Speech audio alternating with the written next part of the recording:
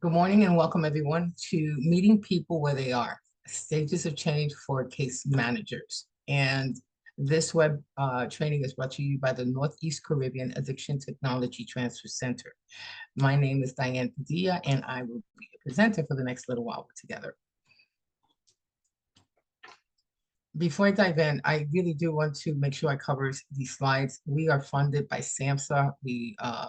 SAMHSA wants to provide you workforce support, bring you the latest information from the fields.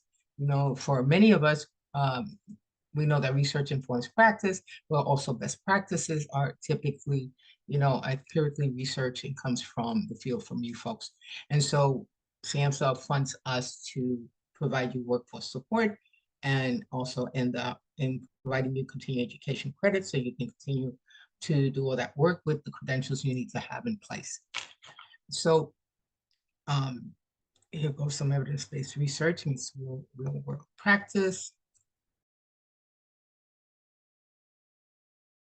By the way, anytime you have a request, if there's a specific topic or specific training need that you need for your organization or for your staff, you can always reach out to us, to my colleague Tree Chapel or myself or my other colleague Paul Warren, and you can reach out to us specifically and request a training. All of these trainings are funded by SAMHSA. We are the Northeast Caribbean Addiction Technology Transfer, so we cover New York and New Jersey, along with the Virgin Islands and Puerto Rico. And this is what we get funded to do, so these are free. And so you can reach out for us anytime. We can do this virtually and we can do this in person. And so I'm going to go here to language matters slides. It's something we've had here for ever, post-pandemic. And I believe we always stress this even before, but SAMHSA wants to make sure that we're reminded that the language we use is really important, particularly when it comes to engagement. Now, nobody knows better than you folks about the how important building that rapport is.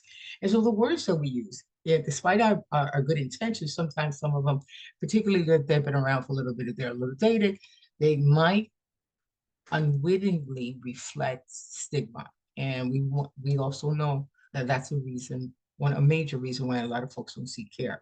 And some people who do seek care fall out of care a lot of times because of stigma. And so we try to encourage each other to be mindful and be more intentional in terms of the terms that we can use in terms of to reflect our allyship and our support of the communities in need. So words do have words do have power. It does matter. By the end of this this web training, I'll stop a few minutes before just to give you enough time. Some of you folks have been here many times before, so you know that we usually give you a QR code.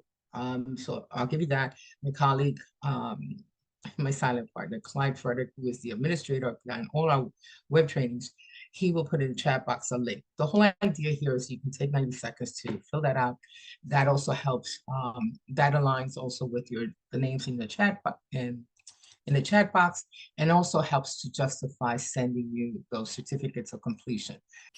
Okay, so this is really for 2.5 hours that you'll get.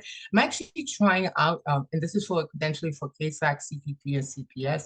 KSAC is really credential addiction substance abuse counselors. There's reciprocity when it comes to KSAC across the states. So if you have some CDC or any addiction CUs within your state, you should be able to submit this for credits, for continuing education credits. And so my apologies for 3 hours. It's really 2.5. And I'm also trying to try out or pilot this 2.5 hour time frame. And just to see if you folks are okay with it. So I'm going to ask your opinion at the end of this, if you prefer 2.5s or over the 3 hour, or do you like 2.5s every once in a while? So you let me know. Anyway, so why are we here? So stages of change, transtheoretical model of change is not a new idea, has been around since early 80s. And so what we're going to do is review what those stages of change are. So we're always talking about person-centered care. We're always talking about, meeting people where they're at. Well, this is person-centered approaches. It's what we try to, we are encouraged to practice so we can meet people where they're at. meeting people where they're at. Sometimes it's a lot easier to just be able to stage them according to the TTM model and to understand what strategies or communicate that you can use to help somebody move along the continuum of change. And so we're going to review what those stages of change are. I know a lot of folks here already have experience and or knowledge of this, and so we're going to enhance that. And then we're going to review some of the basic MI communication skills, because we have the opportunity to use those to help engage folks and move them through that continuum. So in the interim, I do want to make sure that I mentioned there will be a 10-minute break. You will have that. I won't have you seated the whole time for 2.5 hours. I forgot to mention that before. Okay, so let me see. So these are the stages of change. So I'm going to ask everyone, if you don't mind, and you can use the chat or you can raise your hand. And so if you raise your hand electronically, I won't miss a voice, which is kind of neat. And so as we go through the stages of change, if you know what they are, how they're defined, I'm going to ask you to speak to it, if you don't mind. And so the 6 stages of change. So let's talk about this just for a few minutes, right? So there's pre-contemplation, contemplation, preparation, action, maintenance, and relapse. So who's familiar with pre-contemplation and what that means? Hi, this is Cheryl. Hi, Cheryl. I'm changing over to my laptop in a moment. But pre-contemplation is where most of my life is. Yeah, I'm thinking about it. Oh, it will look good if I did this or did that. That would be a great idea. So I'm pre-contemplating positive results as a result of taking a course of action. Okay, so thank you for sharing that. So this is why we're going to review this. It says, so we have some other folks who are saying they don't think they have a problem or there is a problem. I tend to stay away from the word problem. I think the word problem is problematic, mostly because I think we use it too much, but I understand what you're saying, at least. So pre-contemplation is not thinking about change. So let's just kind of regroup. I think what you just said is actually it's more applicable to the second one, contemplation. Yes, sorry. So before we contemplate, pre-contemplation, the thought's not even there. So this is why I want to review this. So pre-contemplation is the person not thinking of it. Someone's coming into your office. They're coming in because the last time you spoke, they were coming in for some transportation support for an appointment that they have to go to that you coordinated for them. And they come in for that particular reason. And then you find that there are some issues that need to be explored with this person. Person may not be thinking about it at all. This is a stage where we know where people can say certain things or behave a certain way where they reflect that they're not thinking of a certain behavior. They might even say so. And so we're going to go with what people say to understand where a person is and what stage they're in. So pre-contemplation, not thinking of change, not thinking that anything's problematic, probably have some other idea in their mind. And so that's good. So contemplation is what you just said. It's like, oh, maybe, you've thought about it. It has crossed your mind. Doesn't necessarily mean that a person is thinking about going leaning to the top towards the side of change. But it's in their mind or it has crossed their mind. What's another word for that we use? And this is totally MI specific. What's another word we use for that? Hi, Antonio. Good morning. Shikoya. Thank you so much. That's correct. She put it in the chat, ambivalent or yes. ambivalence. Ambivalence. Yes, thank you. So ambivalence, it doesn't mean it's an easier place to have a conversation that has to do with change, especially if you're the provider, knowing that change would be beneficial and the person is not necessarily thinking of change. Maybe they thought about a particular behavior, a particular circumstance, but they're not necessarily leaning towards the side of change. So some folks can be there quite often. They're they could be on the fence about something. If you think about it, you think about how many times we have been in that place ourselves whenever we've considered or thought of, or had a thought about maybe something that we're doing that is not as healthy, whether it's lack of exercise, whether it's smoking cigarettes, whether it's too many sweets, and so on. And so contemplation, it's not a bad place for somebody to be there because at least a thought has been there. So the preparation stage, all right, yeah, we're going to talk about that change talk. So thank you, Alberto. Well, good morning. And so the preparation stage is what? What do you folks say?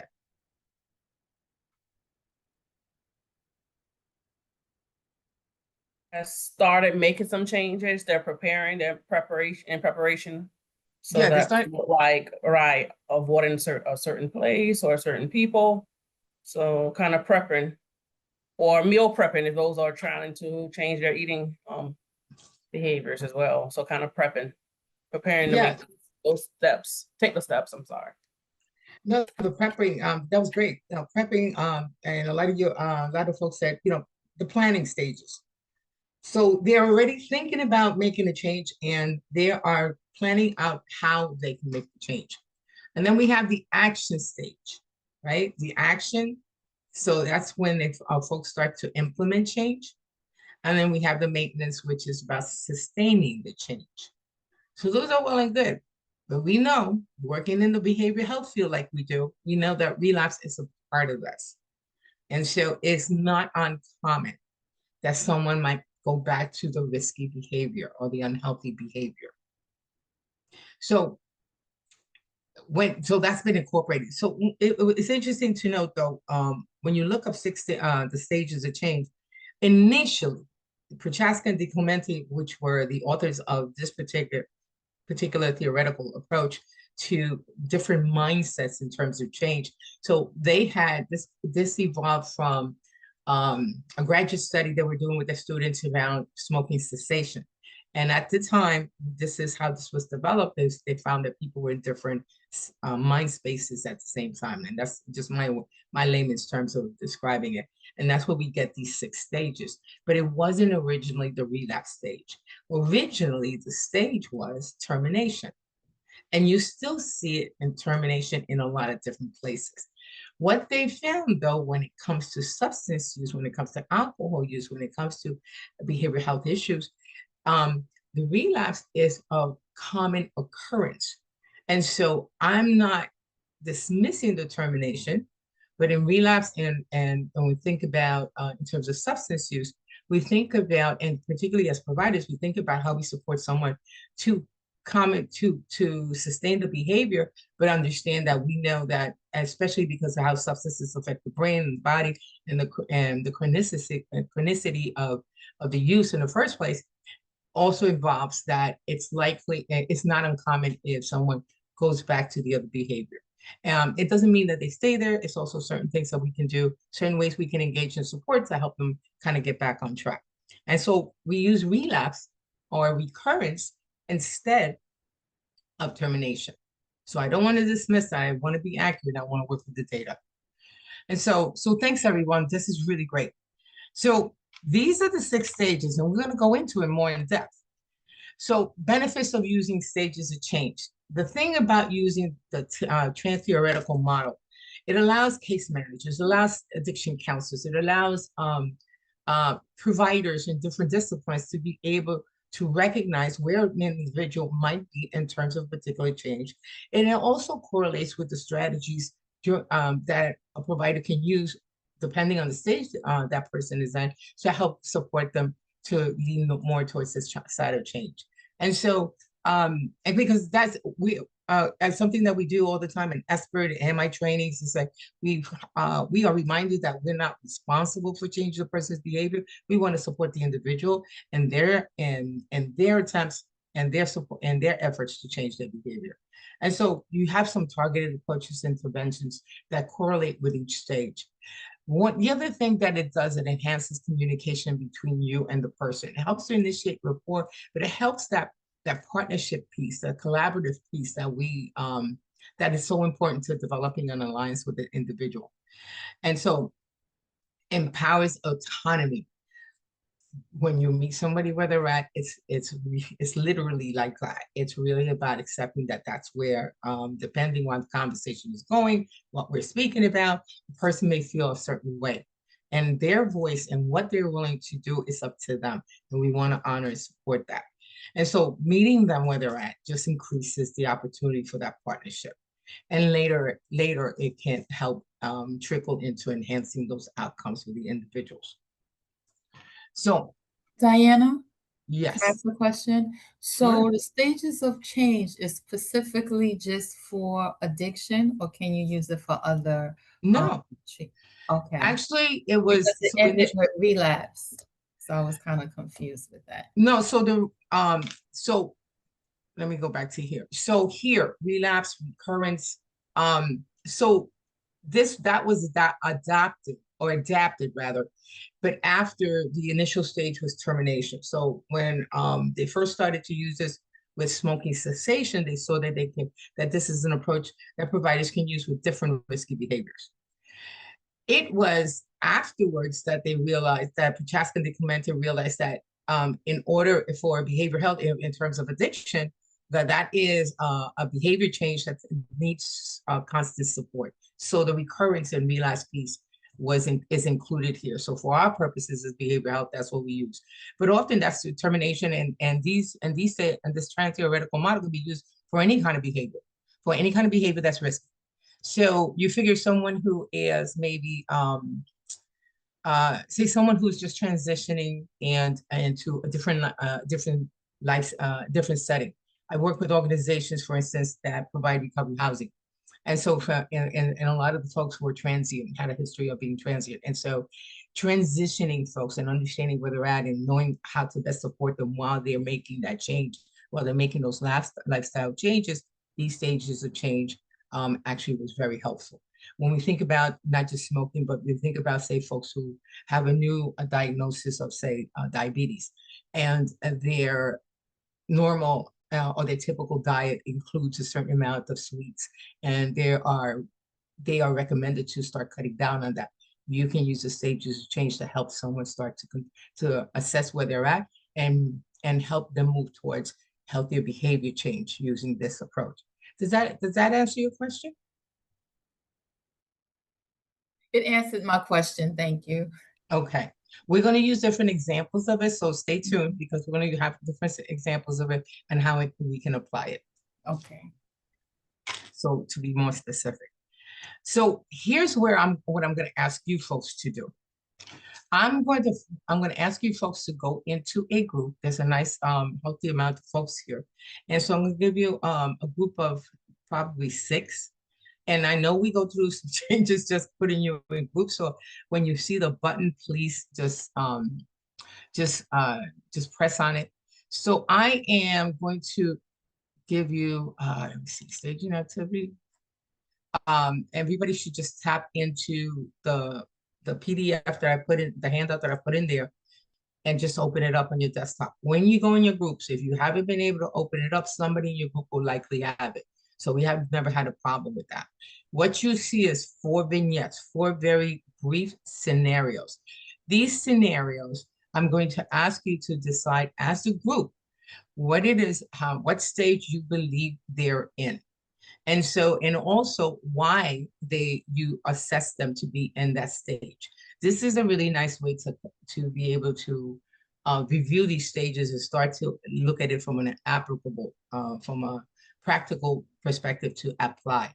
And so if you have a chance, if you can't, after you've gone through all 4 of them within the 15 minutes, if you can suggest a stage-based strategy for each case vignette, or as many as you can do, then please do. Otherwise, we'll just do it in a larger group. And so let me stop here. Was everybody able to get your handout, tap into it, just click on it and just open it up? Okay, great. So in groups of 6, Clyde is going to group everyone and just press on the button and just discuss. This is just a good way, not just to review, but when you start to actually assess, it makes it easier for us to think about what strategies are we going to use when we see them in a certain place, because it doesn't make any sense to understand what the stages of change are unless we're able to apply it as well. So press on your buttons and please join your group. Everyone, did you have enough time? Yes. More than enough. Did you have too many people in the group? I counted 6. Okay. That's good. Okay. That's kind of what it averages out to be. All right, so thanks everybody for doing this. So here's what I'm going to ask y'all to do. So can you, I really, really would like to see your hands, and that way we don't talk over anyone. And I want to give everyone a chance to speak who wants to speak. You'll already see that I can check the chat box, but we're going to review these. I'd like to, for someone raise their hand and just whatever your group, came up with for like the first vignette, you read it, whatever the group identified the stage in and why. Okay, can we just going to address that first question? Okay, so. All right, let's start with this. And so, who would like to address this first case study and what you and your group came up with? Pete, go ahead. Thank you. You're welcome, Diana. Yeah, I'll get us started. For the most part, our group thought David was in preparation, but someone also said that maybe he's in action. And then we acknowledge that, in the stages of change, we could be doing both, right? We could be in various stages at the same time. Preparation because he started the research, and then action because he's actually started to reduce his intake, which is really good. So we thought that to get him to that next stage is definitely sit with him and confirm, his attendance to the rehab, maybe start calling other rehabs and determine how they go about helping people reduce their use. Someone mentioned discussing their withdrawal concerns, which I thought was really good, and then strengthening their supports, like with family, making sure the job is aware of what's going on, and then to continue to monitor his usage as well. Fantastic. Really great job. Thank you to you and your The group was amazing. A lot of experience here. Of course there is. I know there's a lot of experience here. That's great. Thank you so much. So who would like to do the second case? And this time, read the case and then whatever you and your group had identified as the stage. Rahim, hi, good morning. Read the case study first and then tell us what you folks came up with. Hey, good morning.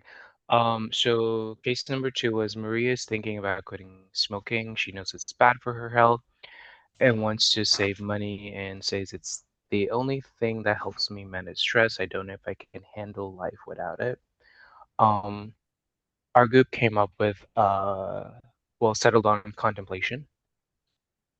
On which one? Contemplation. Okay, contemplation. Yeah. Right.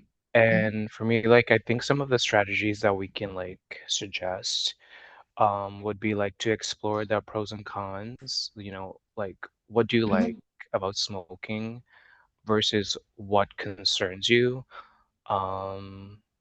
Like avoid pressure, don't push for immediate action to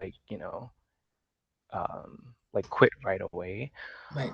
And also just try to help find alternative uh alternative stress management options for her. Okay, great, thank you. I saw another hand that was so yes, again, correct. Contemplation it's really it's the most appropriate stage. Does anyone else want to add to you? I saw another hand up before. Does anybody else want to add? Or did anybody else get something different?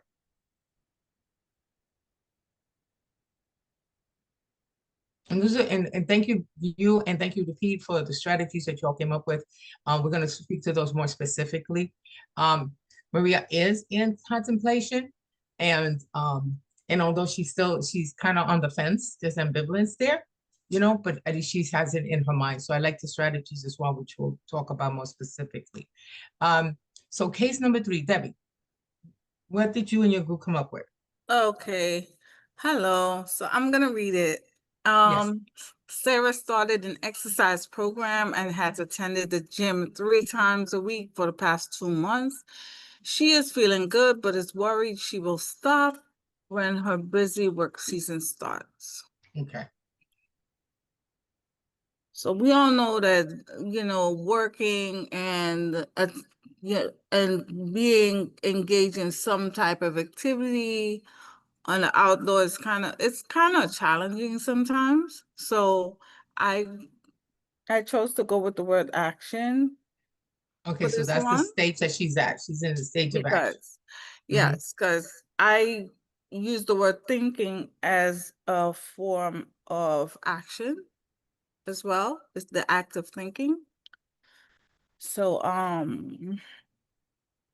you know, I said the act of exercising alone and thinking about the benefits of exercising in itself is also a form of action. Okay. Okay, we'll take that. Okay. Action is the appropriate stage. So thank you to you and your team, No. you and your group. Action is the appropriate stage. You got to think about, so this person is already gone to the gym, didn't do one and then start, and then reverted to not engaging. And so you got to look at the fact that she's already attended the gym more than once, and that's in the last couple of months. So there is some behavior that already started to change that she's already practicing. Pete, what would you like to add?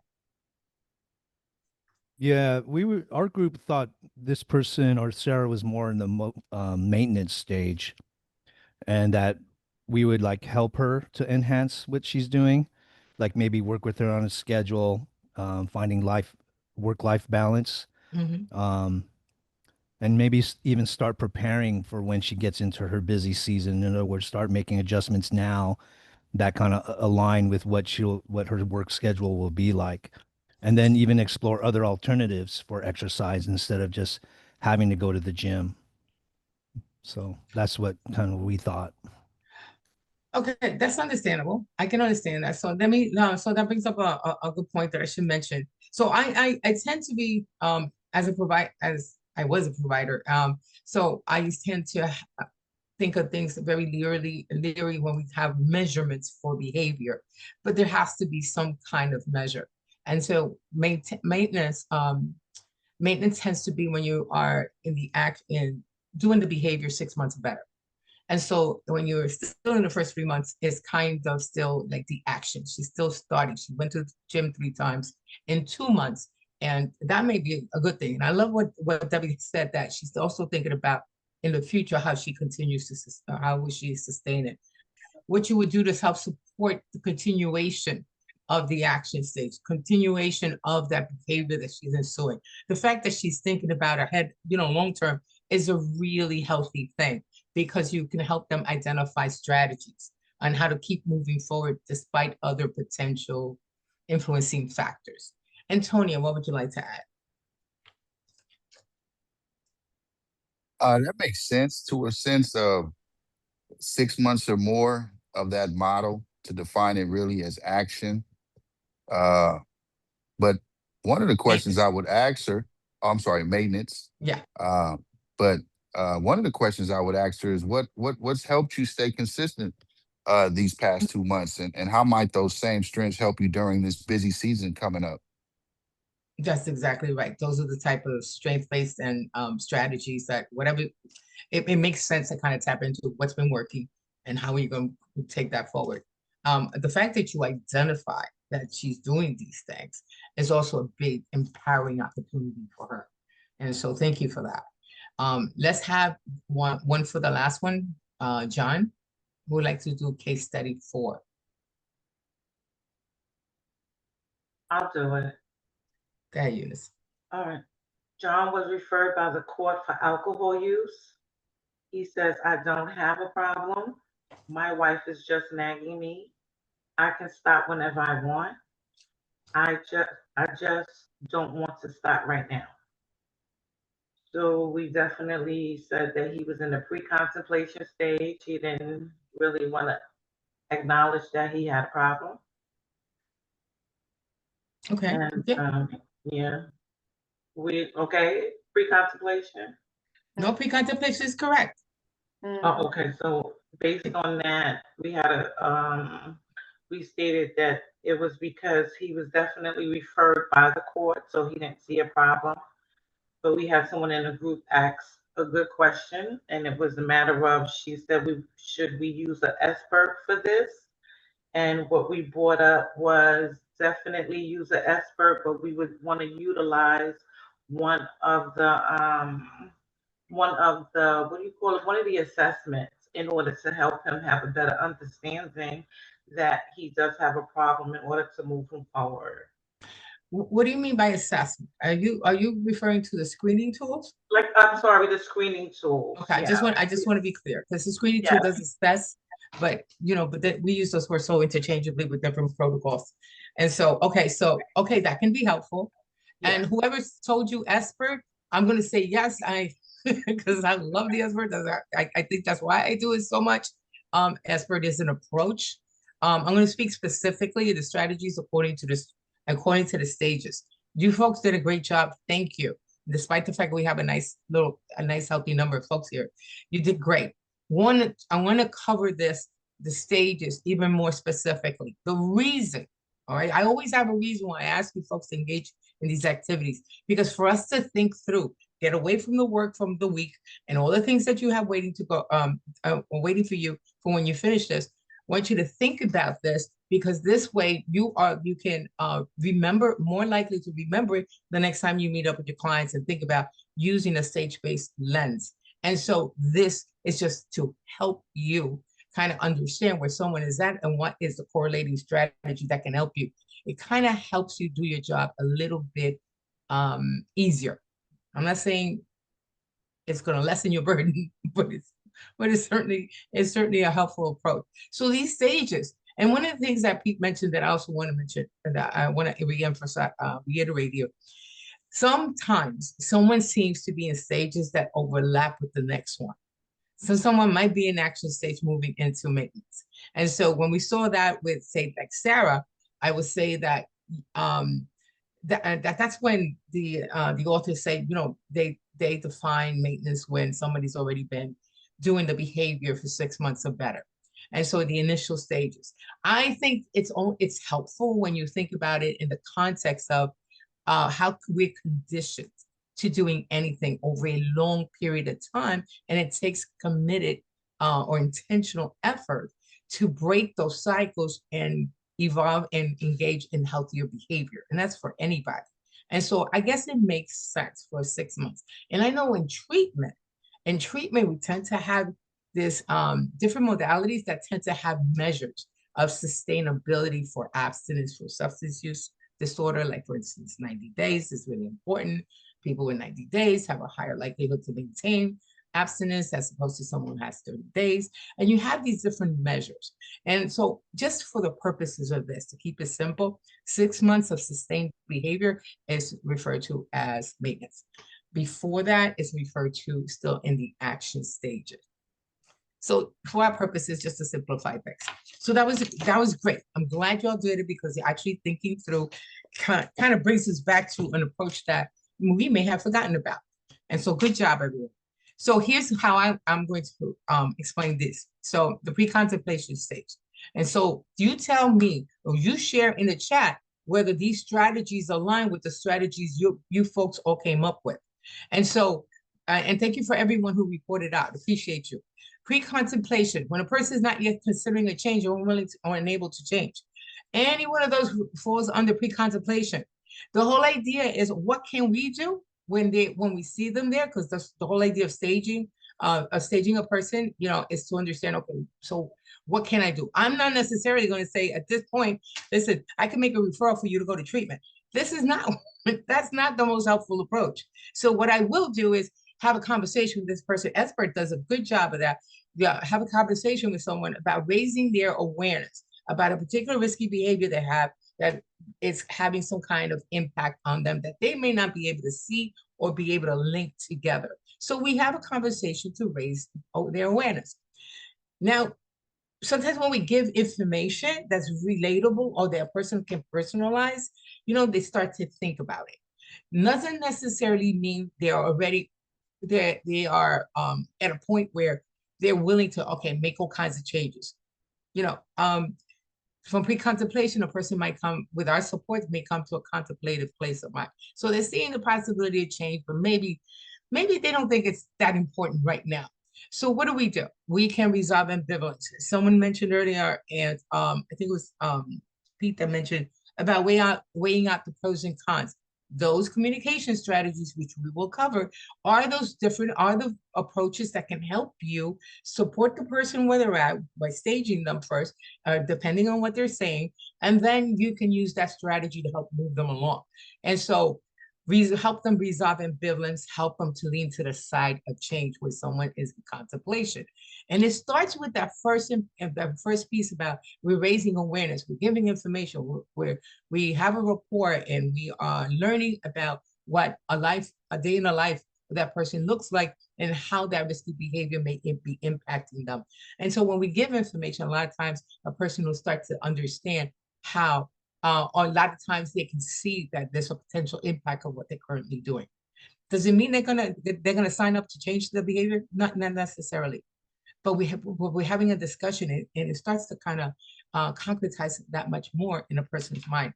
So if they're contemplative state, and now they're in a place where they say, you know what, maybe I do need to think about something. Well, if they're committing to change, that's part of our job is to help them identify the strategies. And you folks mentioned that too. Help identify what change strategies, we call it change strategies. What are the strategies that's going to help them, once they start to, once they consider when they're going to start the behavior, what's going to help support them in that way. And so part of that is, it's how I understand the strategies. We have to collaborate with the person. Strategies in their life is going to look different than strategies in your life, my life, and someone else's life. And so part of that conversation in a comfortable environment, that safety piece, how they feel, where we can be collaborative with them, is especially important. And so we can learn more about the strengths that they bring, and tap into that. And so the next stage would be the action stage, is when they actually plan to do it. And so taking steps towards the change, but it hasn't stabilized yet. And so this is what the authors are dictating or indicating that this stage is about. And so help implement change strategies that was mentioned several times before. Also at this point, like with Sarah, who was thinking about, she's starting to go to the gym. She's been there a few times in a 2-month time frame. And yet she's going to start working, and our schedule is going to change. And so thinking ahead of time, that's an opportunity for us when someone is already in that in that action stage, because we can start to think about how certain factors can be potential barriers. If you can think about barriers, oftentimes we can think about what strategies or workarounds can help. And so that person you're going to help them consider, okay, schedules, and options that are available, that should be able to be part of what the content shows. And so once the person starts to the action stage, once the person has been doing it for almost roughly around 6 months, they're achieving their goals. The idea is to maintain the change. How many times have we ourselves, not just our clients, but clients are the ones, since our focus is really by using these approaches to the client community or the consumer, the patient community, what I'm thinking about is when folks are, whether it's substance use, whether it's alcohol, whether it's smoking, whether it is that an issue with diabetes and the diet, whether it is or exercise or lack of exercise, whatever it is, a lot of times it's easy for someone to start the action when they have all the supports.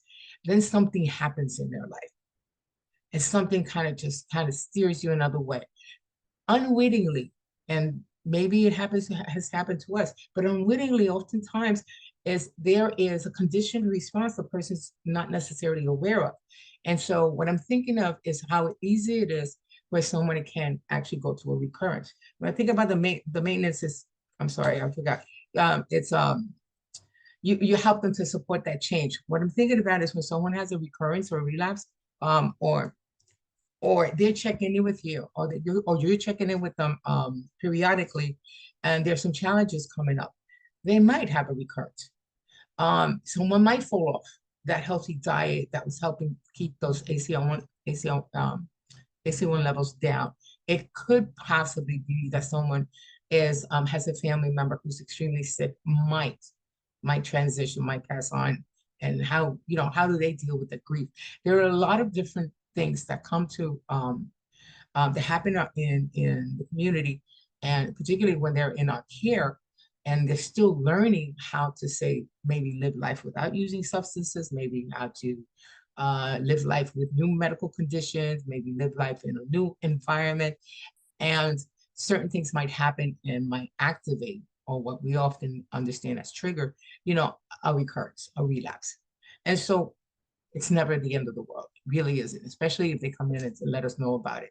And so what we can help them do is address it, identify, what are the different things, what are the repercussions, where are they at now, what did they learn from it? And so, and how that could be used going forward in order to go back into the new behavior. One of the things we can do is also normalize the fact that it's very common for someone to go back to maybe back to smoking. That sometimes if we haven't learned about enough coping skills just yet, or we had a situation where we lost somebody in our life and the grief is very overwhelming, and they need a lot of support while they're learning these new coping mechanisms without substances or without any kind of risky behavior. And so it's not unusual for any of this. It's just the idea that we can step in and we can use certain strategies to help support them. And so whether it's raising awareness, whether it's identifying appropriate change strategies, whether it's coping with, a recurrence and supporting them. A lot of folks, the clients I used to work with, when they had a relapse, they had this really, they would beat themselves up. They were really thinking like they thought they had it and something happens, and really what ended up happening was that they had a challenge they weren't able to deal with at the time. And that was all it is. And so we can empower people and let them know how they're still doing and what they can learn from it and how they can move forward. So no matter where anybody might be in a particular stage of change, there's strategies that we can use. Now, in order to use those strategies, it's about how we communicate with the individual.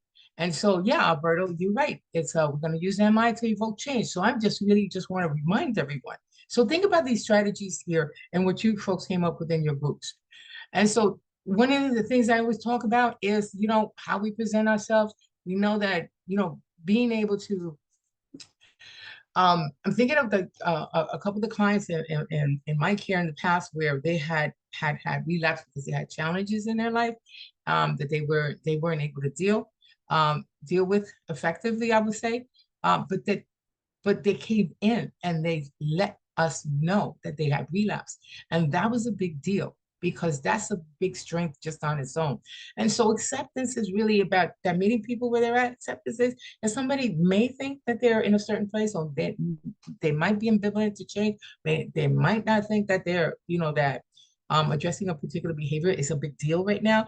The idea is that we want to present in a way that we're accepting. And so, because we want to collaborate, which is a partnership. We want to be, we want them to see how that we care, but we also want them to understand, to know that we're there to support. It's not just that we care, we're there to support. We don't want to rearrange your words. We want to be able to collaborate with you. Where are you now? How do we move forward? How do I help support you in which direction you want to go? And that's a compassion piece that we always bring to the table. So some of the barriers to being completely present can be like what? What is it that can impede your ability as a provider on any given day to be totally present with one of your clients? Before I bring up my list. Stress, for sure, stress. Think about the kind of jobs you folks have. Think about the atmosphere, what you tend to accomplish on a daily basis. Not to mention that you also have a life outside of your job and all the other issues that kind of present there. Yeah, time constraints, phones, burnout. Okay, very good, very good. Too many clients at one time. I don't think I've ever met anybody who didn't have more clients on their caseload than their grants dictated they should have. So these are some of it. So just to align, personal issues, to align with what you folks said. So time pressures. So think about time pressures as like, for a long time, for a long time, we only have a certain amount of time, and we have appointments for a certain amount of time, and yet we have a lot of other responsibilities that we have to achieve on a daily basis. You know, we have the staffing, we have the resource matching, we have all that documentation that we have to do. And so time pressures can be very hard, can make it difficult, you know, for us to be totally present. It's not impossible, but it can play a part. And distractions are like, what are the, if we're to meet someone and be completely present, you figure that the space should not be a noisy space. You figure that the space should be a place conducive to listening to one another. And so do we have people, you know, knocking on the door and they're coming in anyway while we're having a session with one of our clients? So these unnecessary interruptions, you know, are there external noises? Are we answering the phone? You know, is the phone ringing while the person is there? So I don't want to minimize that. These can distract us from being completely present. And so preconceived notions about the individual, having our own ideas, multitasking, doing too many things at one time, you know, emotional fatigue. I heard somebody said the tiredness, somebody else said about the stress. We carry our own levels of stress. Sometimes we're so good at hiding and not letting it get in the way of being present with someone, and yet we carry it until we can't help, but it affects us and we don't always see it. And so, so multitasking that can be very strenuous when you're supposed to be meeting with a person and you're also writing notes and you're also taking the phone and you're doing different things. The unfortunate part about something like that is, although you have a lot on your plate, the other person can also pick up on not being completely present. And also your own personal stress in terms of how you're managing, not just your workload, but maybe other challenges in your life. So I know I often talk about the reframing work-life balance, the life-work balance.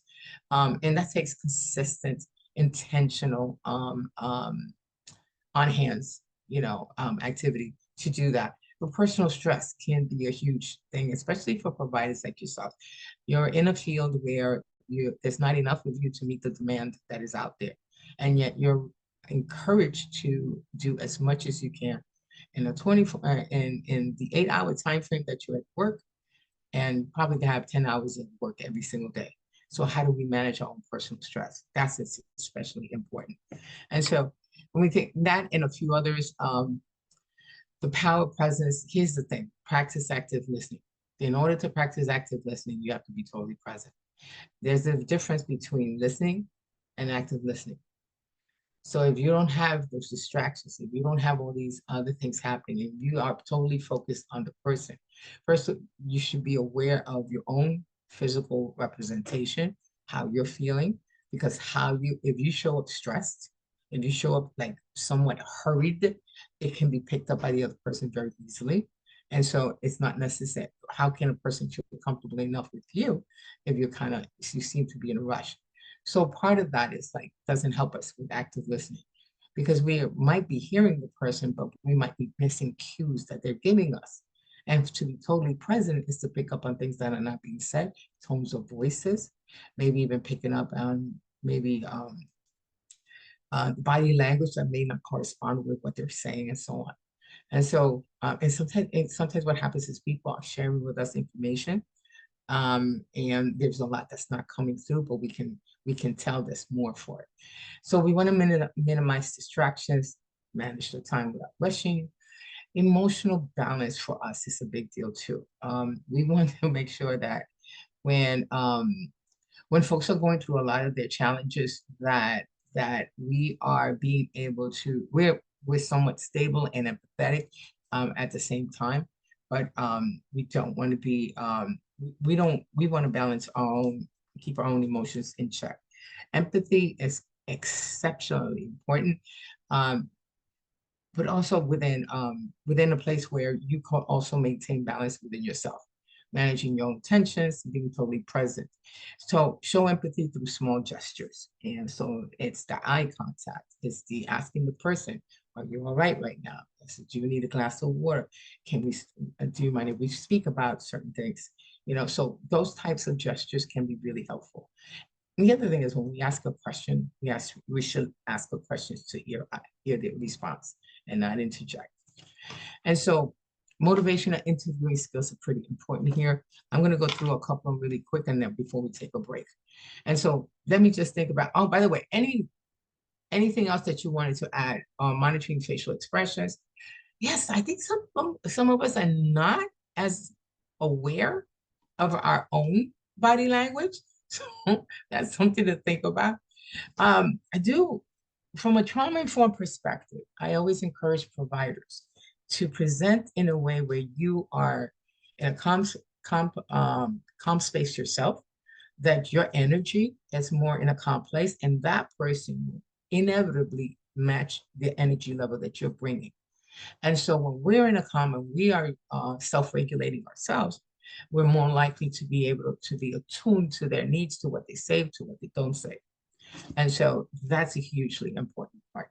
So motivational interview, what is it? It's just a way of talking to people about change. And the idea here is to strengthen their own motivation and commitment to change. And so we're not responsible for changing them. We're going to support them in their own reasons. So this is why when we think, when you said about her team said expert, yes. These are simple communication skills is what can help us to after we stage someone with a particular at a particular stage of change. Once we assess someone at that stage, then we should be able to understand, okay, let me use this strategies to see if they want to move along. And so change talk, sustained talk is what we're talking about. Alberta was the first one to put that in the chat. Change talk is what we're hoping to evoke. We are hoping that conversation can start, depending on what they say, we can use strategies very specifically to help evoke that from them. And so those are the things that might that tend to come out when risky behavior is linked to goals they want to achieve, to the needs that they have, to the things they want to do in the future. And that it's not always associated in an obvious way or initially with any given person that we work with. And that's what we do. We want to evoke that. And then there are times you're going to hear the other thing. You're going to hear somebody to say, no, I'm not trying to do that right now. I don't think that's important. So we don't support that. We want to support more and give more time for emphasis to any kind of change talk. And so we know about the OARS. Open-ended questions for listening to client's perspective, affirmations, building self-efficacy, and recognizing strength. And reflective listening, as it was mentioned, demonstrating empathy, exploring ambivalence. There's a few different ways to do that. Summaries, you also want to always kind of recap and highlight, the different points that the person is trying to tell us. So many times I've had clients come in and have a session and we have a particular reason for meeting, and yet so much other information comes out from an individual. So it's up to me to understand what are the main points the person is trying to make. What is the point of concern that they're trying to share with me? And so the summary piece, I don't want to minimize it. It really is important. It's like a lot of little reflective statements that we want to recap to make sure that we grab all that information, that we heard the person correctly. It also gives the person a chance to kind of regroup, add, or maybe just or reframe something that they shared with us. And so the goal of open-ended questions is to listen information, build rapport, and we can use that also to explore ambivalence, evoke change talk, empower clients. I'm going to ask you folks, and we all know what open-ended questions are, right? See, I just asked you a closed-ended, right? So as your closed-ended question. So, okay, so I'm going to give you a closed-ended question, and I'm going to ask you, closed-ended question tends to elicit a yes or no response. Open-ended question should be more elaborate. So if I say something like, do you like watching movies? That's my statement. Do you like watching movies? You can answer yes or no. So take that and reframe it. Do you like watching movies? Make that an open-ended question. Cheryl, I don't hear you. You're muted. Sorry, what types of movies do you like? There you go. How simple is that? All right, so let's go for a little bit, just a little more challenging. Thank you. I use this one all the time. I'm going to make a statement. I'm going to make a question. Keep the focus of the question in your reframe. Okay, so when you reframe it as an open-ended, it still should be asking about the same thing. Don't make up new ones. So, and this one always, it's always interesting the kind of responses we get. And so, do you feel anxious, depressed, or anxious? How would you put that as an open-ended? Do you feel depressed or anxious? Instead of yes or no.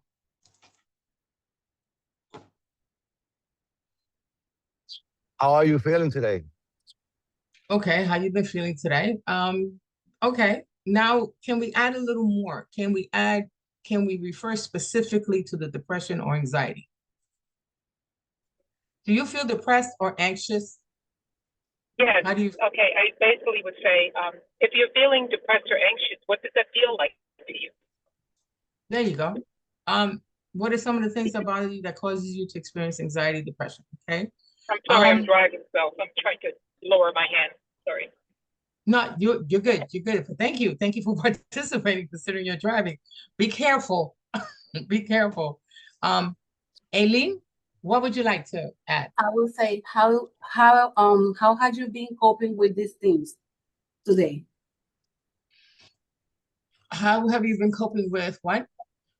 I mean, I will say things, but now that he's saying that he's expressing that he's anxious and depressed, I will say how have you been coping with the depression or the anxiety? Okay, that sounds a little like problem solving to me, but I suppose that would be an open-ended question. So I was thinking of something like very similar to what was just mentioned about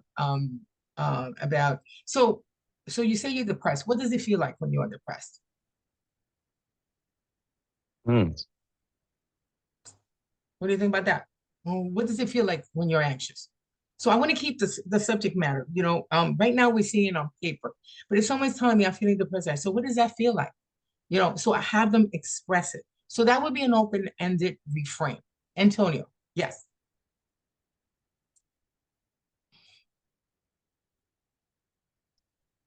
I would say, how have we been feeling emotionally lately? Well, I'm still trying to get everyone to kind of just keep the noun, the subject matter of the closed-ended question. And so I understand that in the context of a conversation, that would totally apply. Now I'm thinking about if somebody does tell you they're anxious or depressed, about how you can make that an open-ended. Okay, so What has been your mood in the last few weeks? But that doesn't say depression or anxiety. Okay, what kinds of stress have you been dealing with recently? Problem solving. And so you're definitely one of those folks I like to help people get to where they need to get to, and I appreciate that. When I'm saying, if you want to reframe, do you feel depressed or anxious? Tell me, what does it feel like when you're anxious? What does that look like when you're depressed in your day? What does that look? So that's what I mean. So like even another reframe, right? If like watching movies or feel depressed, I wanted you to keep that subject matter and be more specific. It's possible to do that with open-ended questions when you make them closed-ended. When you make closed-ended into open-ended, you can actually it just invites more elaboration, but it still keeps it specific. And so there's a place for all of this. Okay, there's a place for all of this. We have, and I'm going to go through this just very quickly because it's time to give you a break. So open-ended have its place. It's just that we know it quite a bit. We do know what that means, what open-ended questions are. But to actually do it, sometimes it's challenging. Now, it's easy here in the training because I'll give you the words or you can see the words yourself. Yet we have to do this. This is what also makes another reason why active listening is so important, because when in the context of a conversation, it lets us know how we're thinking. We're not necessarily going to problem solve. We're hoping that the person eventually comes up with the solutions to their situation. What we want to do is help them in that conversation, in that thinking process, letting it come out in conversation, because we're staging them in a particular place. So if someone is in contemplation or someone's in pre-contemplation, then what we say and how we say is going to help either help them lead to to another stage to lean towards change, or keep them where they're at. Because we also can't rush the process. And that's the thing. So these different opportunities is just things that you already know. And we've talked about this on it with not just with me, but with a lot of other trainers and other people. This is part of the practice. This is what you incorporate in practice. When we use these intentionally, it provides us the specific strategies to support that person in their change. So affirmations is a good thing to have, to be able for us to be the ones to be able to acknowledge someone's strengths. Like, sounds like you pushed through some pretty tough times, or like, it looks like you've learned a lot from, the last time that you had a relapse, or sounds like you've been thinking about you've really been thinking about your decision, and it's all dependent on the context of the conversation. Antonio. Right, that makes sense. I hear exactly what you're saying, but also meeting someone where they're at, just in my interpretation of meeting someone where they're at, isn't one of the key concepts of meeting someone where they're at is giving them the ability to make their own choices and decisions? Yes, it is. But I'm specifically talking about what skill sets you would use, and that depends on the stage that they're at that moment.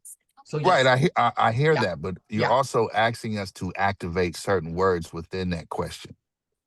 Yeah, a certain focus. Yeah, and that was just for the goal of just practicing doing open-ended questions that are focused. Yeah.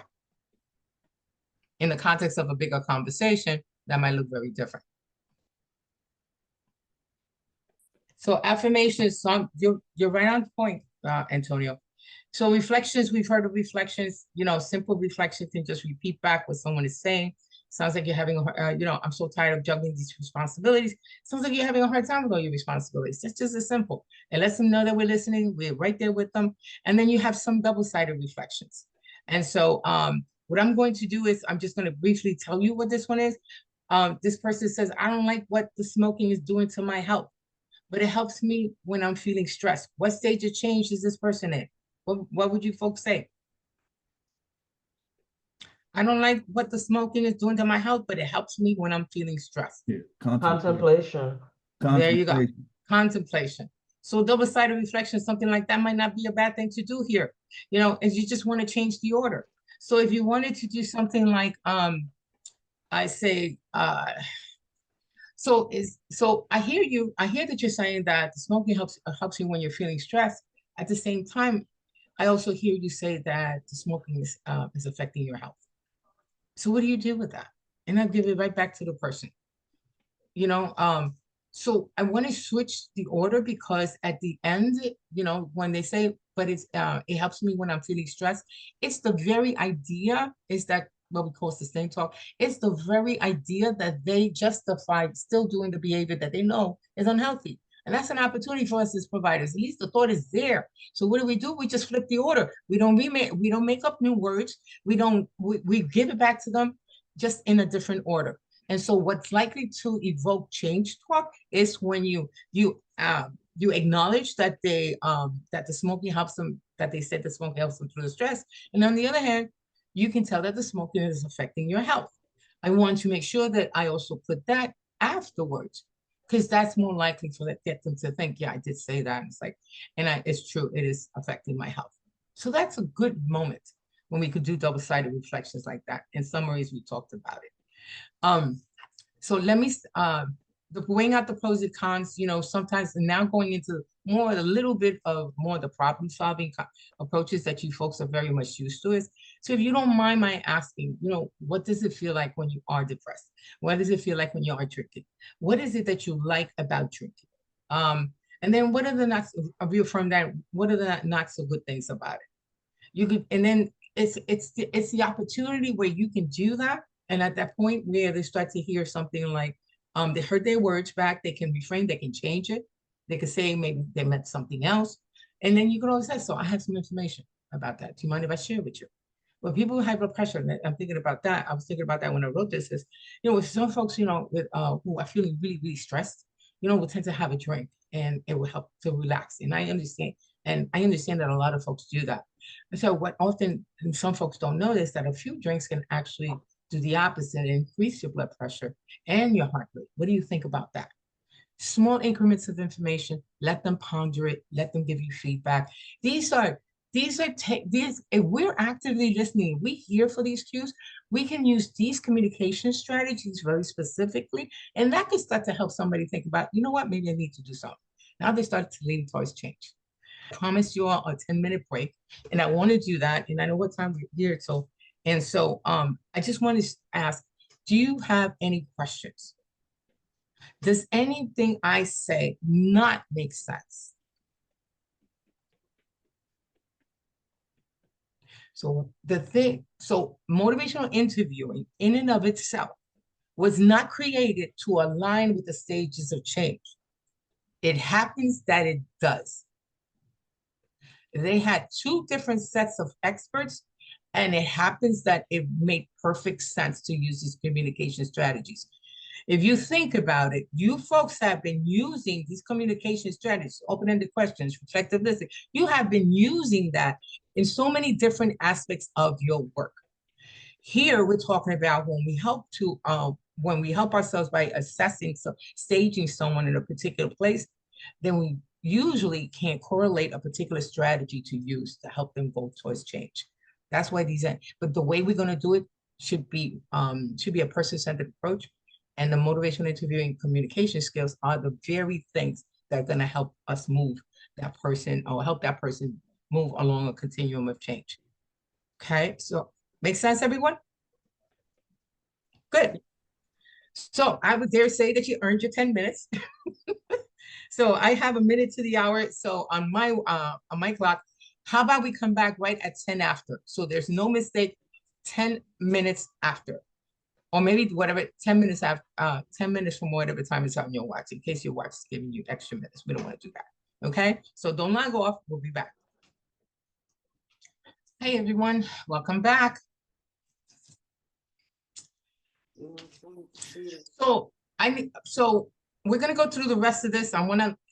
We are gonna end on time, but I'm definitely going to need for you folks to tell me if this is ample time or should I just stretch it to the 3 hours for the next one, okay? All right, now, there's one thing that we did not cover, one of the other skill sets that we're good at, that we're familiar with, the importance ruler. So the terminology has changed quite a bit since 2013. We're not all caught up with it, but when it comes to these communication skills, there's a reason why we call this the importance ruler. We don't use readiness. Let me tell you why. One of the things that authors find is that when we think that we want to assess somebody if they're ready to make a change or not, typically the change is what the provider. Can you cut everybody off? Oh, okay. So typically the change, when we ask him about somebody's ready to change, it's typically the provider who sees the benefits. Okay. So it's usually that the provider is ahead of the person. And so we're talking about here importance ruler. The authors say that maybe once or twice is like more than enough, and strategically done, it helps to use an importance ruler. And so if I say on a scale of 1 to 10, how important is it for somebody to make a change in their substance use or in their drinking, or whatever else is the risky behavior, and someone says a 6, why would I ask them why not a 5 or a 4? As a matter of fact, let me just do that. So we would like to do.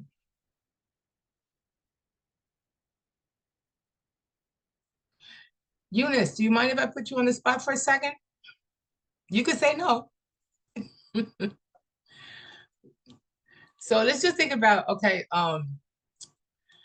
let's say it's smoking. Let's just say it's smoking cessation. So we've had a conversation, and I gave you information really that showed that if you really do want to keep practicing and going on, and training for the marathon, then and you thought about that possibly, so maybe smoking right now is not such a good idea. That's kind of like where you're at, right?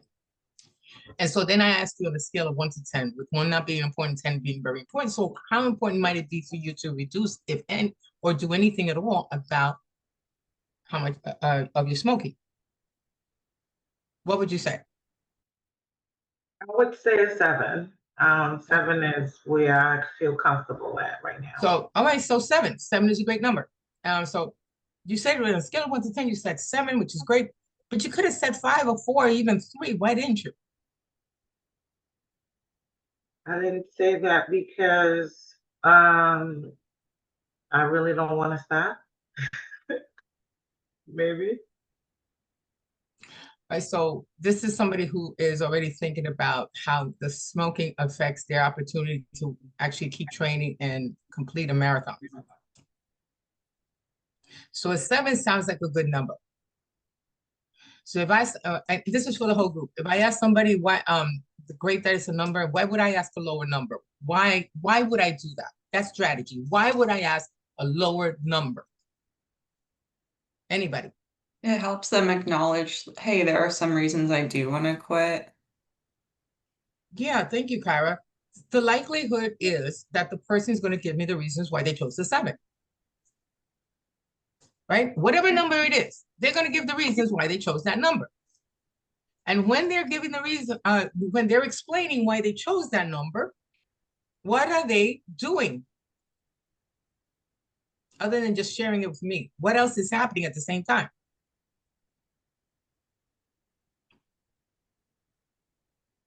It could be identifying a barrier.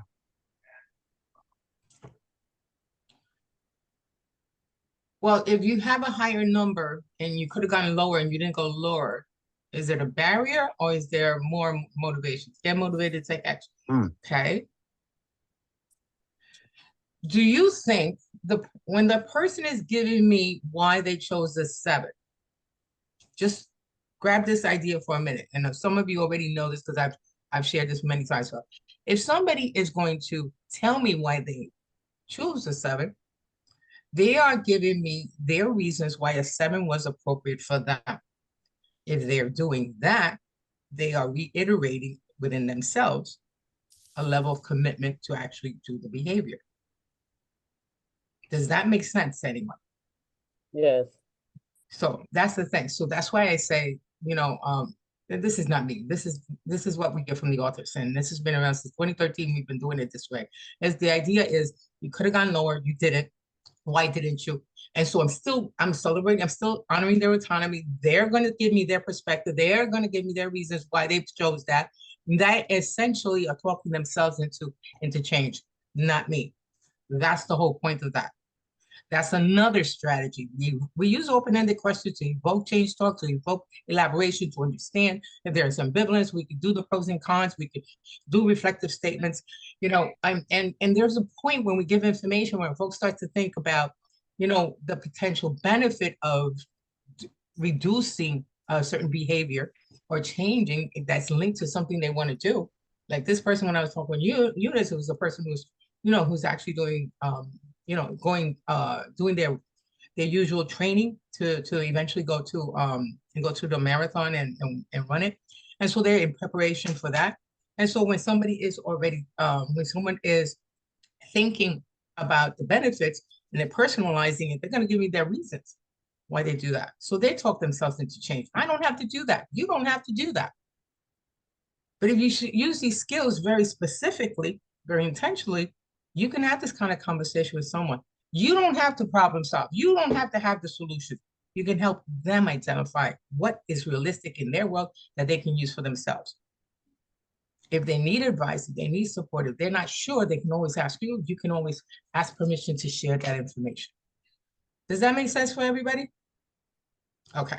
All right. So let's continue on.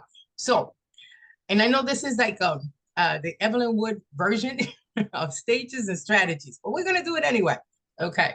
Very good. So now we're going to talk about some examples. I just showed you one. So I'm going to ask you folks to think about what strategy. So pre-contemplation is when someone's not considering change, unwilling or unable to change. Any one of those. It's not even in their minds. They're probably coming in to see you for a whole bunch of other reasons. They're not likely. Maybe there was, like you said, there was an assessment tool, like a screening tool. And then, you notice that there's something to explore, something to have a conversation about. Maybe you have to have a brief intervention. And so the person's not thinking about it, anything like that. So here's a scenario. And we're going to apply it very generally. The more you can apply it generally, the easier it is for you to apply it in your job. So the scenario is a colleague consistently works late and skips lunch, leading to burnout. When you mention it, they say, I'm just busy. This is how the job works. I don't see a problem with it. So in this case, what would be the strategy? We just talked about different strategy. We talked about, oh, let me help you here. So I put in the chat box a handout, stages and strategies. You can use that as we go through this to help make it more formal, concrete in your minds. So the stages and strategies handout is in the chat. Now use that. These are your cheat sheets. Use that. And so that's what we covered already. Those are the correlating strategies. The way we do it, we use certain communication skills to be able to facilitate those strategies depending on where the person is. So this person is pre-contemplation. So this is a colleague consistently working late at night. And when you mentioned it to them like that they're working late and they're skipping lunch. And so they just said, I'm just busy. This is how the job works. I don't see a problem with it. What would you do? What would your strategy be?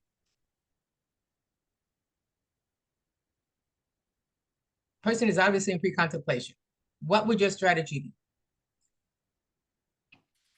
Just as the thing says, raising awareness, giving information about perhaps, as an example, how when you started working, those were some of the same types of things that you did and what resulted from that. So making them aware that if you start this and this is, a consistent pattern, this is what you may be looking at, burnout before time, bringing on more stress and that kind of thing. So just things to consider when you start a pattern of doing things this way. I think it's really great information. I really do think it's wonderful information.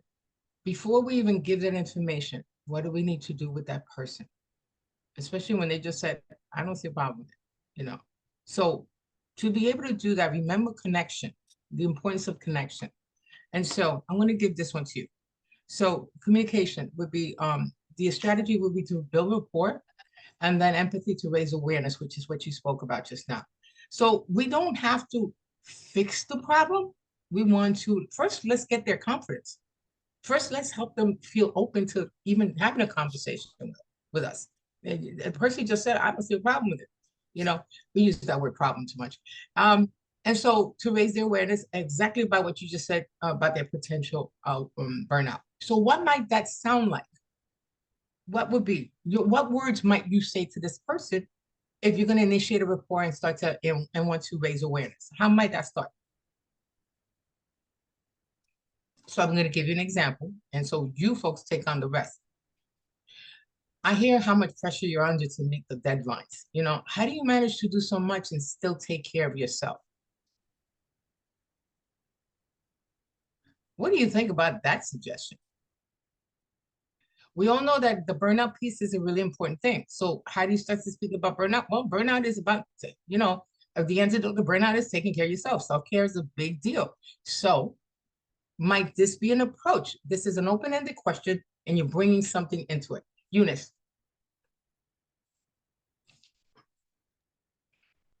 I'm going to say that is perfect.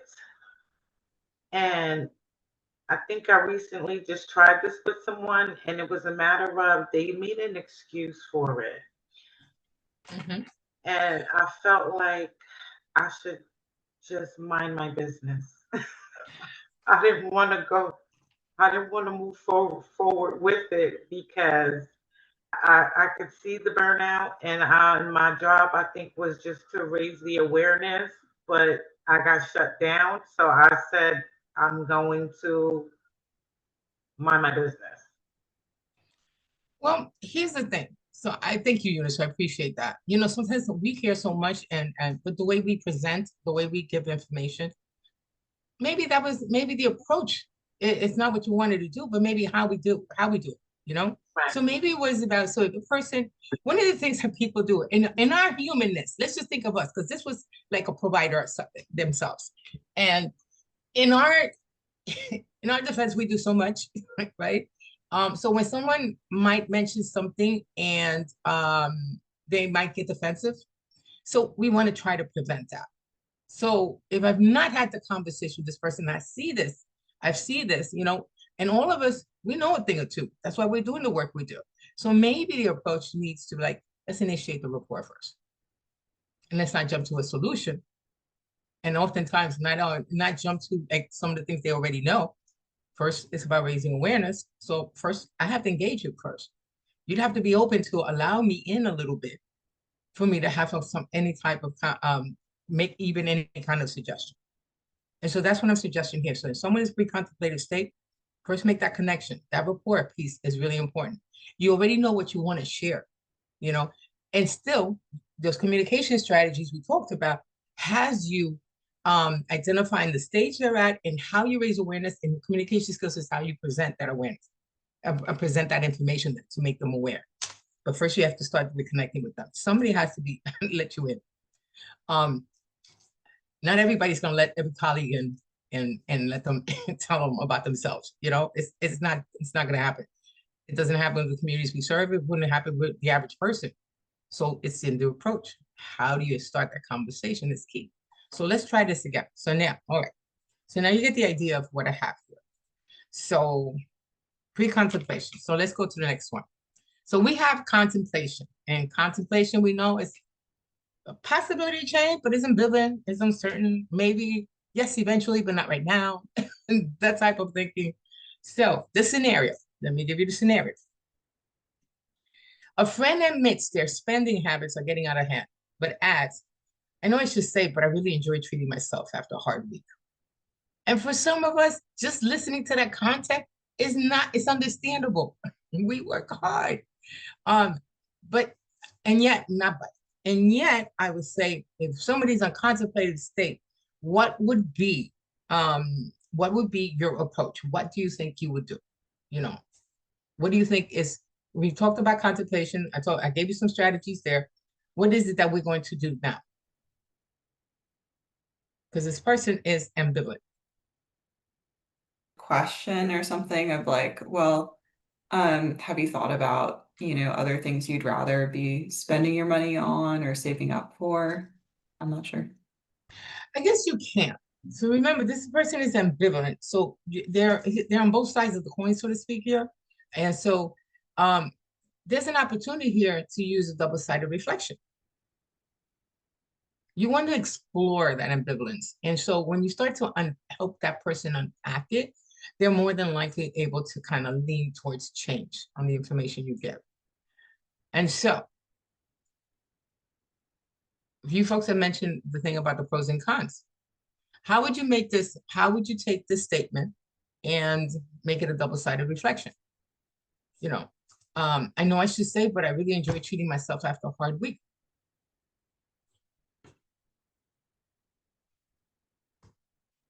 So you really enjoy treating yourself. It's been a hard week, but you also do acknowledge that you need to save. So how do you think you can reconcile those two?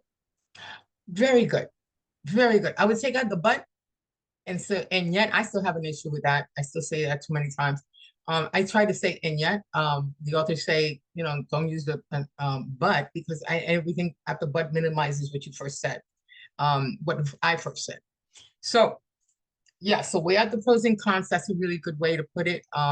So I know I should say, but I really enjoy treating myself after a hard week. So let me see, Alisa also added, you really deserve a treat after your hard week. What other ways can you treat yourself and still safe? You can also put, on the one hand, you enjoy treating yourself after a long week. On the other hand, you should be saving money, which is just what was being said. What does that? Okay. So that's an interesting way of like maybe helping the person start to unpack, maybe start to think about maybe there's another way to treat themselves if that is really the core of what they why they're justifying the spending. Or is it another way for them to identify which is more of a priority, whether it's or treating themselves? Yeah. And so when you start to see, because there's other opportunities, is what do you like about shopping, and all that. And so what are the downside of shopping? And that's when they might come up with the things like, well, the bill is starting to come up, the credit card bill is starting to get high, and all that other stuff, and more comes out. And so the whole idea is we're exploring, we're helping that person unpack kind of their situation. And so right now, when they're ambivalent about something, we can unpack it with the pros and cons. And so we bring back the words to them in a different order. This is more likely to evoke change talk than not. So preparation. Committed to changing and still considering what to do. So somebody tells you, I decided to start a new fitness routine next month, and I actually bought a pair of running shoes and looked up a local gym schedule. So what would you do at this point? Helping with the search of the local gym. Okay, all right, yeah, that's good. That's good.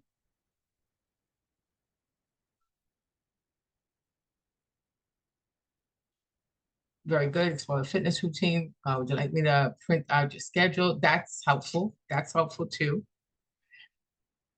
You know, helping them, help support them in small achievable tasks is part of it. So this person has already started, made the decision, and they bought a pair of shoes, right? Of running shoes, which is really great. Printing that schedule is further reiterates that commitment to the change that they're talking about, you know? So it's about moving them from intent to the actual plan. And so the other thing, so how would that sound like? What would you say to this person? Okay. Sounds like you're ready to get started. How can I support you in that? Okay, definitely an affirmation, definitely. Kind of fitness routine do you come up with? That's great. You know, the more conversation also that we have on, you know, whatever the change that is being discussed is about, that the person identified, the more it becomes, the more likely it can become a commitment. And so what it can sound like is definitely about giving an affirmation. And so they've looked at a fitness routine, they bought a running shoes, and that's as far as they've gotten so far. So yes, that's a great first step. So what specific days next week do you think you'll head to the gym for the first time? It's kind of like, all right, so they're already there. They're already thinking about it. So what days are going to fit with your schedule? So that's good. So the comments in the chat is really great and stuff. And so I would like to help somebody consider things like that. So to make it more concrete, great, what day are you thinking of going? So they're in preparation. Remember, the next stage will be action. So they have to start one day. Now, if they think that they could probably do it on the first day of their new job, you know, and we don't know that, we want them to help identify realistic small steps that they can take. Because they're going to go in there. You know, we're helping to support them in their process transitioning to the actual change. So the more supports you can put in, you can help them consider in place, and the removal of barriers, the better. Small achievable goals, the small tasks can lead to the overall goal. So action. So what are we talking about action here? What did we say about action? The difference between this and maintenance. What is the difference between this and maintenance? Do you remember? Taking steps towards change. Taking steps towards change, but it's not stabilized just now. So here's the scenario. Thank you. A family member has successfully quit smoking for 3 weeks. Just imagine that. Anybody who ever smoked here, I'm a past smoker, and I know that is not easy. So they say it's hard, especially during my morning coffee, but I've been using nicotine gum instead. So what do you do as a provider? How do you support this person?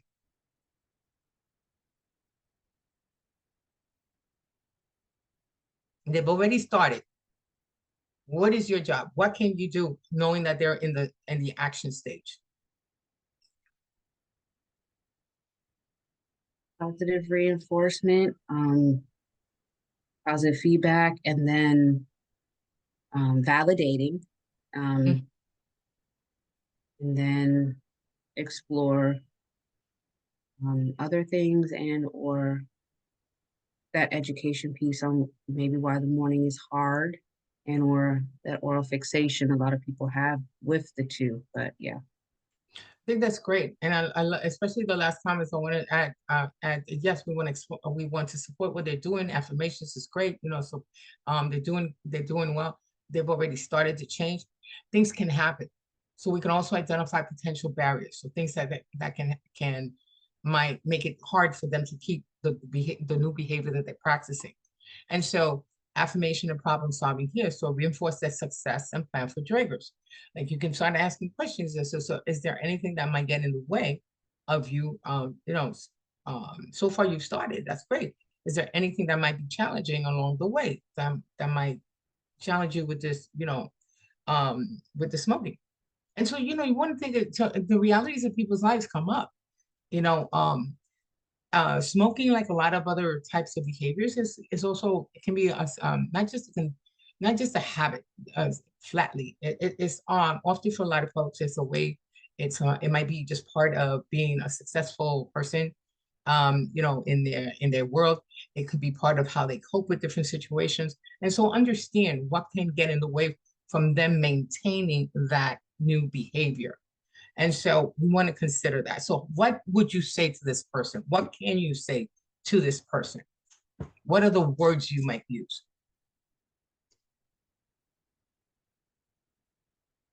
Remember, they said a family member has successfully quit smoking for 3 weeks. They say to you, it's hard, especially during my morning coffee, but I've been using nicotine gum instead. What would you tell me?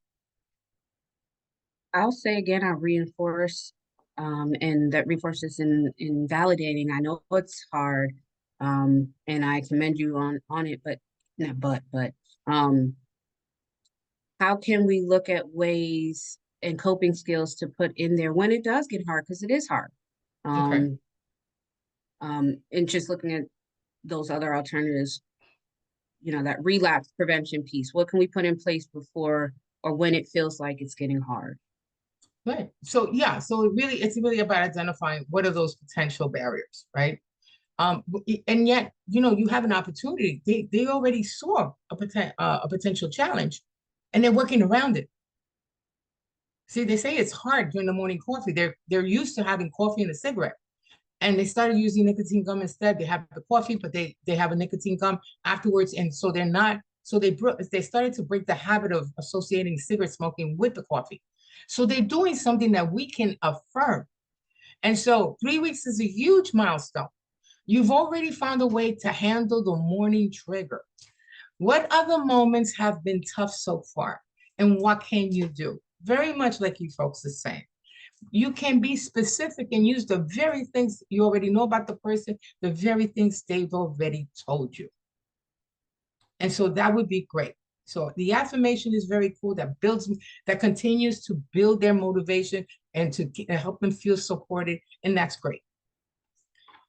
So that's action. That's something that we can do. The more that people become more active or start to take steps, it might, especially in the beginning, it might feel uncomfortable because it's not something they're used to. That constant support from us can be so useful. Think about how many people have changed their behavior because they have different types of support groups. How many times have we gone, some people, people who like to go to the gym, to do exercises, and they go to the gym and they like to train. They tend to have other groups of people who also do the same thing.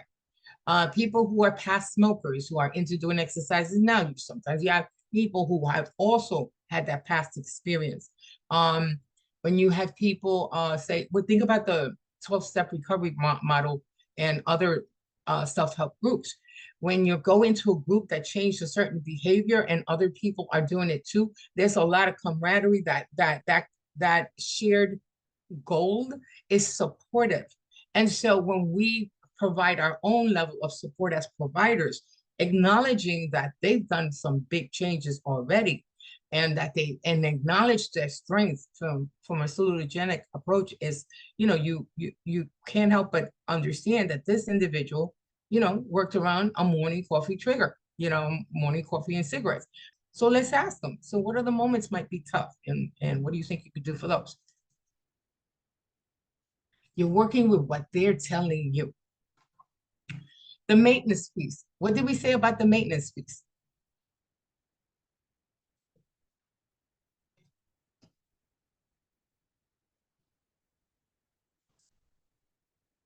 That's a good suggestion, Evelise. That's great. That's amazing. How much nicotine gum do you have left? Put in your calendar to get a refill. Excellent. Just the challenges and ways to cope. The fact that the person has already worked around one of, that's what you also want to tap into that. So what's maintenance? Is this where we talked about maintenance being having sustained for at least 6 months?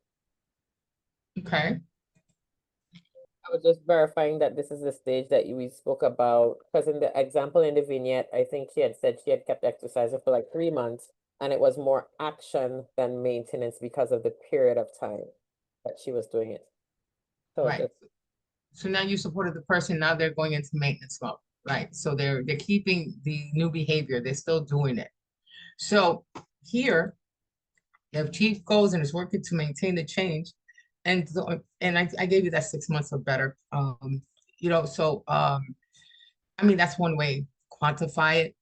So here the scenario is the employee has consistently met their project deadlines for over 6 months after previously struggling. So apparently they've found their workarounds, they found ways to manage their challenges. So, and this person says, I finally feel like I have a system that works for me. What do you do to support this person?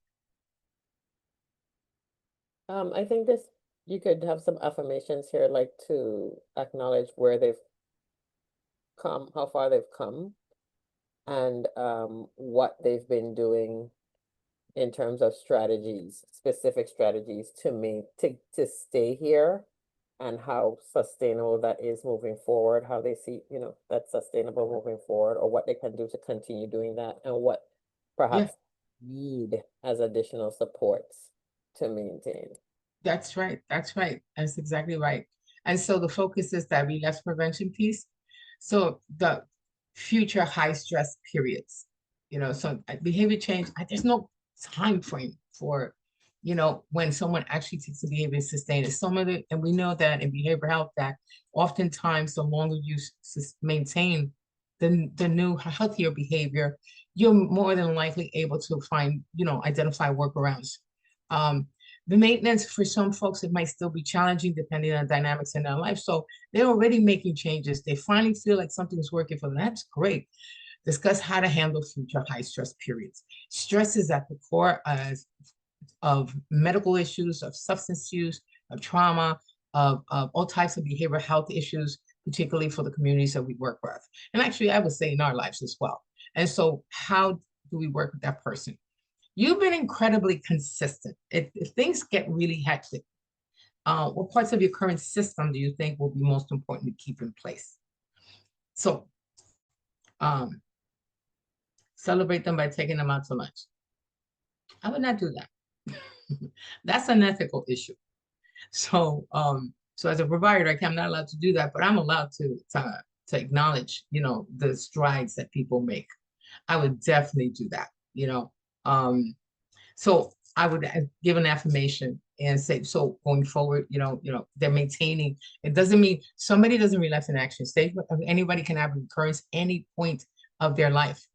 Different things can happen. Sometimes you can cope with certain situations. Sometimes some things come up later on that might actually challenge your healthier behavior. Your constant support is a really big part of it, but also how they prepare ahead of time for that with your support is part of it. So what parts of your current system do you think might be the most important thing to keep in place? Because the person say, I finally feel like a system that works for me.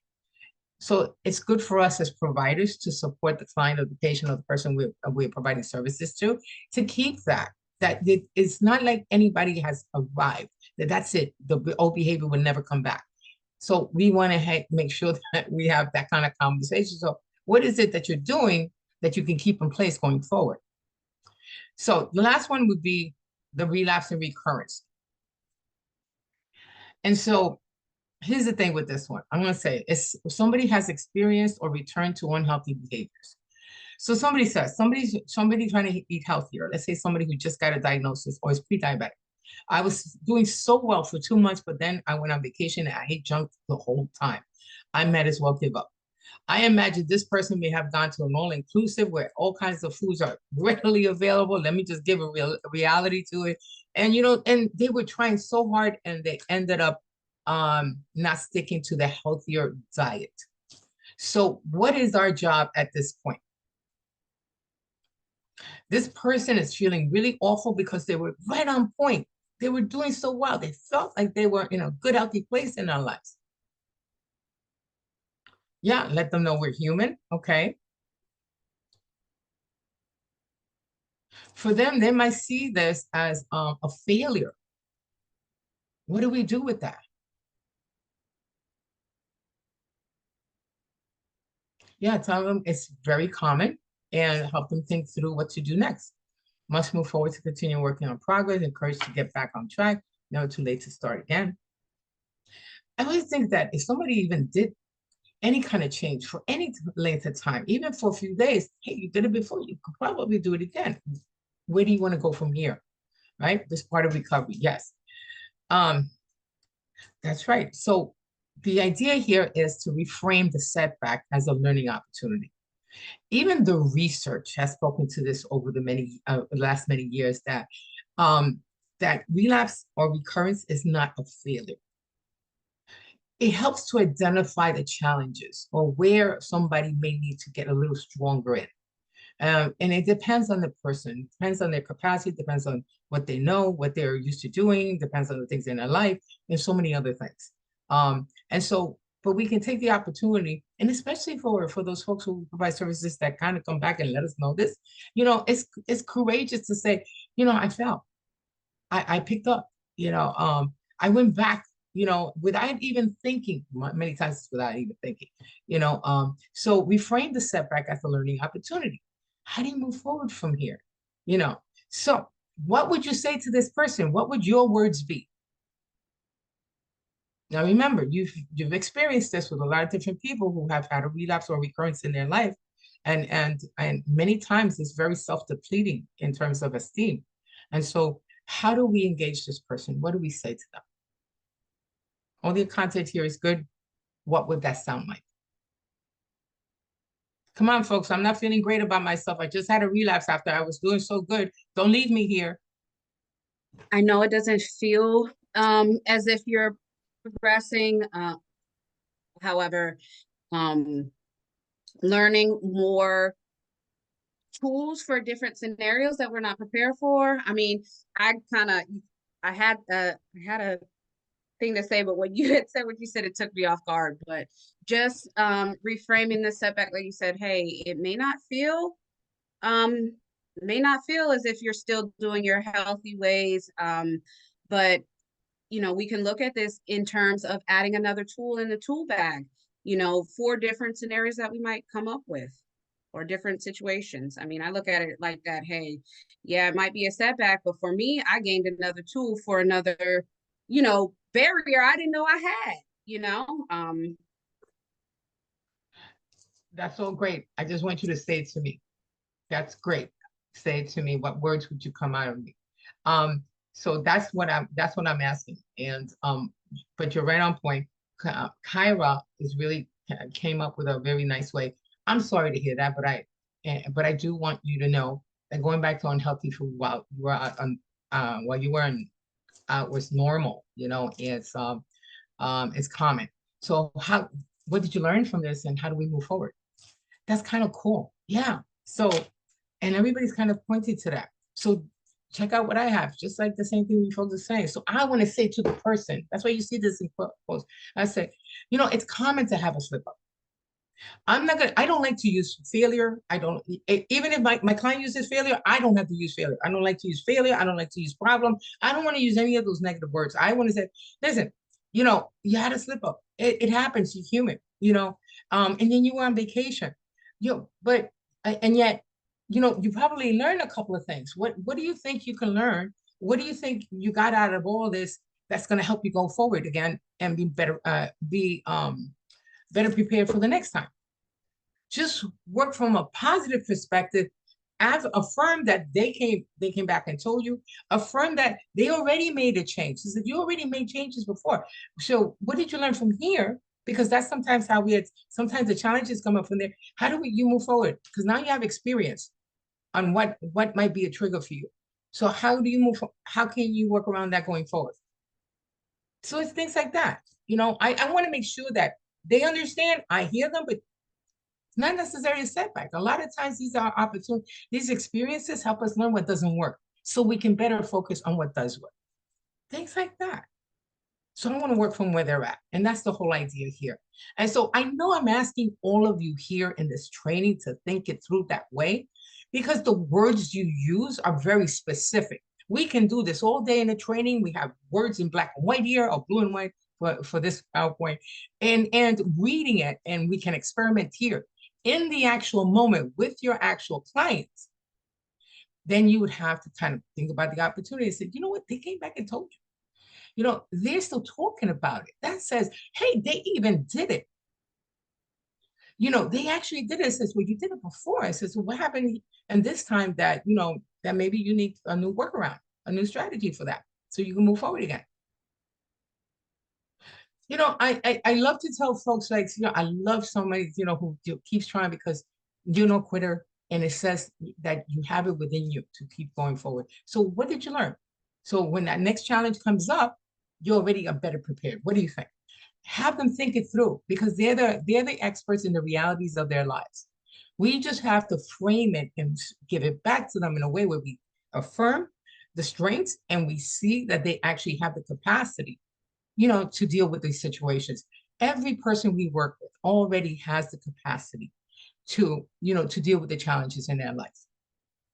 And so this is just another way of understanding when we are staging, when we see someone where we could stage them in their, we could use a stage of change to understand where a person may be at. There are certain things that you can use. So please include and keep that cheat sheet with you. And so, so you can so it can activate and trigger your own mindset, so you know what to do. It's how we say it though. Affirmations, celebrating, the steps and the strengths that people bring, including someone who had a recurrence, which we're in a different place with that, because that's not what we used to think back in the day. And so we know that that's more common than not, because it happens with all kinds of behaviors. And so we're the stable support for the individuals until they get their own support systems. So these are different things that can help. So it's good to have stages of change, but what do we do with it? We are talking about what strategies can help. So you will get these slides so that way you can review them, okay? So here I'm going to avoid that last scenario because we don't kind of short on time. One of the things I want to stress, you folks are always in the business of helping people. That's what you do. What we want to avoid the writing reflex. Anybody can tell me what that is. What is the writing reflex? This urge to write, help people and get them on the right course. So remember all those communication skills, and the whole training was, the whole web training was speaking to where people are at. We want to meet them where they're at. We don't want to push them someplace they have yet to want to go to. So when people are feeling, I can't do that right now, work with that. Don't convince them otherwise. Because all these communication skills and all these little scenarios provided you actual examples of how you can use those strategies to support them and help them move along with, and incite the motivation from them. That is what is helpful here. And in our heart of hearts, we always like to problem solve and sometimes even provide them solutions. We want to support someone in thinking of their own ideas and then what's realistic in their world and what they can do for themselves. That's what we're supporting. And so when they're at a loss and they don't have any ideas, and we can always say, well, there's a couple of things we could probably help you with. Would you like me to share those? So the whole thing is always about using an approach that is working with what they tell us, but we're using our communication skills strategically. We just got to remember that there are times we want to kind of jump ahead and take over and problem solve for them. We're in collaboration with them. We're not trying to lead them and take over and tell them what they need to do. So avoid the writing reflex. And so we don't want to push anybody back in ambivalence. You know, sometimes when we take control of the conversation, you know, that's what ends up happening. It stops being a person-centered approach. It starts being provider-driven.